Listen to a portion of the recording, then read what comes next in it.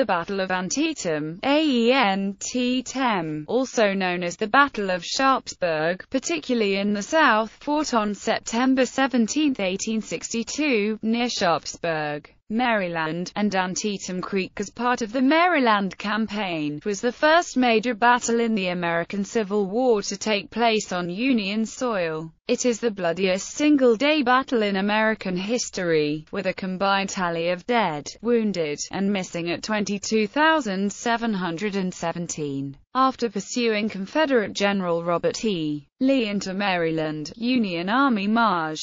Gen. George B. McClellan launched attacks against Lee's army, in defensive positions behind Antietam Creek. At dawn on September 17, Marsh. Gen. Joseph Hooker's corps mounted a powerful assault on Lee's left flank. Attacks and counterattacks swept across Miller's cornfield and fighting swirled around the Dunker Church. Union assaults against the sunken road eventually pierced the Confederate center, but the Federal advantage was not followed up. In the afternoon, Union Marsh. Gen. Ambrose Burnside's corps entered the action, capturing a stone bridge over Antietam Creek and advancing against the Confederate right. At a crucial moment, Confederate Marsh. Gen. A.P. Hill's division arrived from Harper's Ferry and launched a surprise counterattack, driving back Burnside and ending the battle. Although outnumbered 2-1, Lee committed his entire force, while McClellan sent in less than three-quarters of his army, enabling Lee to fight the Federals to a standstill. During the night, both armies consolidated their lines. In spite of crippling casualties, Lee continued to skirmish with McClellan throughout September 18, while removing his battered army south of the Potomac River. Despite having superiority of numbers, McClellan's attacks failed to achieve force concentration, allowing Lee to counter by shifting forces and moving interior lines to meet each challenge. Despite ample reserve forces that could have been deployed to exploit localized successes, McClellan failed to destroy Lee's army. McClellan had halted Lee's invasion of Maryland, but Lee was able to withdraw his army back to Virginia without interference from the cautious McClellan. Although the battle was tactically inconclusive, the Confederate troops had withdrawn first from the battlefield, making it, in military terms, a Union victory. It had significance as enough of a victory to give President Abraham Lincoln the confidence to announce his Emancipation Proclamation, which discouraged the British and French governments from potential plans for recognition of the Confederacy. Background in the Maryland Campaign. Robert E. Lee's Army of Northern Virginia, about 55,000 men, entered the state of Maryland on September 3, 1862. Following their victory at Second Bull Run on August 30.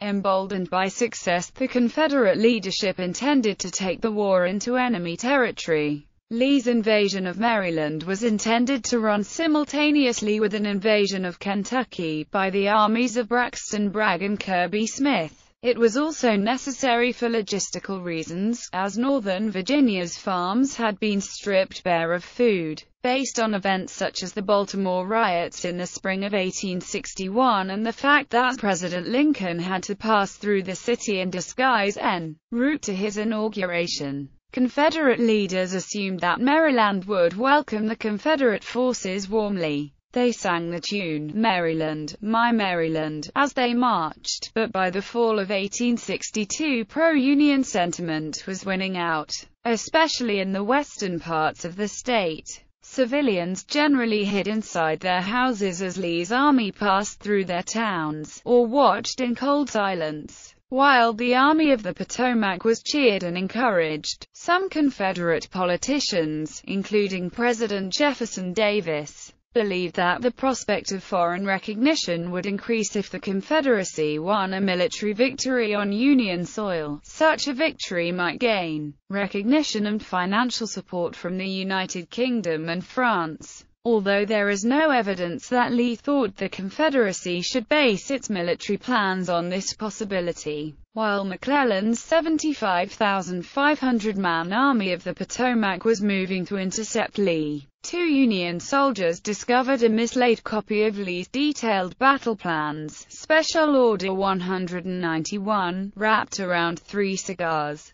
The order indicated that Lee had divided his army and dispersed portions geographically, thus making each subject to isolation and defeat if McClellan could move quickly enough. McClellan waited about 18 hours before deciding to take advantage of this intelligence and reposition his forces, thus squandering an opportunity to defeat Lee decisively. There were 2 significant engagements in the Maryland campaign prior to the major Battle of Antietam: Maj. Gen. Thomas J. Stonewall Jackson's capture of Harper's Ferry and McClellan's assault through the Blue Ridge Mountains in the Battle of South Mountain. The former was significant because a large portion of Lee's army was absent from the start of the Battle of Antietam, attending to the surrender of the Union garrison, the latter because stout Confederate defenses at 2 passes through the mountains delayed McClellan's advance enough for Lee to concentrate the remainder of his army at Sharpsburg. Opposing forces: Union Maj. Gen. George B. McClellan's Army of the Potomac, bolstered by units absorbed from John Pope's Army of Virginia, included 6 Infantry Corps. The 1st Corps, under Maj. Gen. Joseph Hooker, consisted of the divisions of Brig. Gen. Abner Doubleday, Brig. Gen. James B. Ricketts, Brig. Gen. George G. Meade. The 2nd Corps, under Maj. Gen. Edwin V. Sumner, consisted of the divisions of Maj. Gen. Israel B. Richardson, Maj. Gen. John Sedgwick, Brig. Gen. William H. French. The 5th Corps, under Maj. Gen. Fitz John Porter, consisted of the divisions of Maj. Gen. George W. Morrell, Brig. Gen. George Sykes, Brig. Gen. Andrew A. Humphreys. The 6th Corps, under Maj.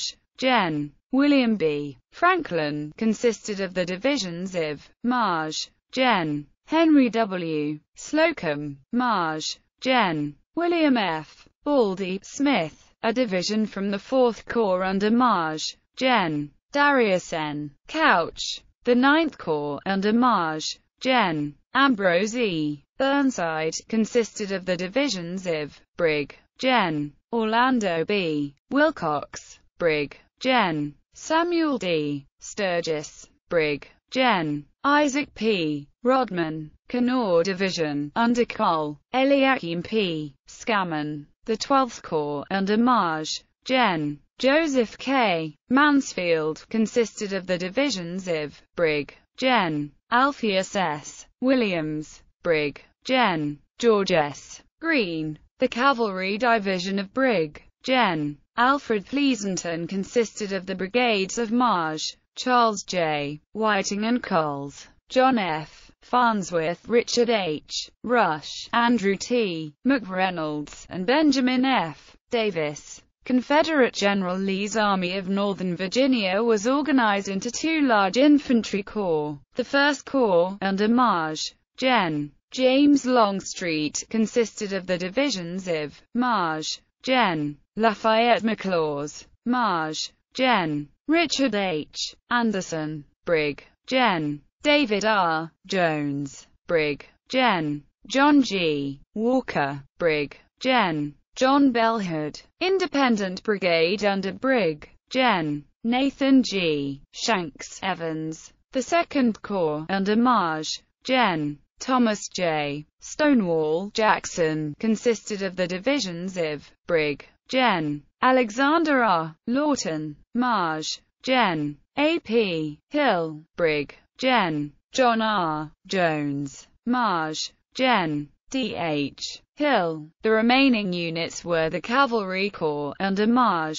Gen. J.E.B. Stewart, and the Reserve Artillery, commanded by Brig. Gen. William N. Pendleton. The 2nd Corps was organized with artillery attached to each division, in contrast to the 1st Corps, which reserved its artillery at the corps level.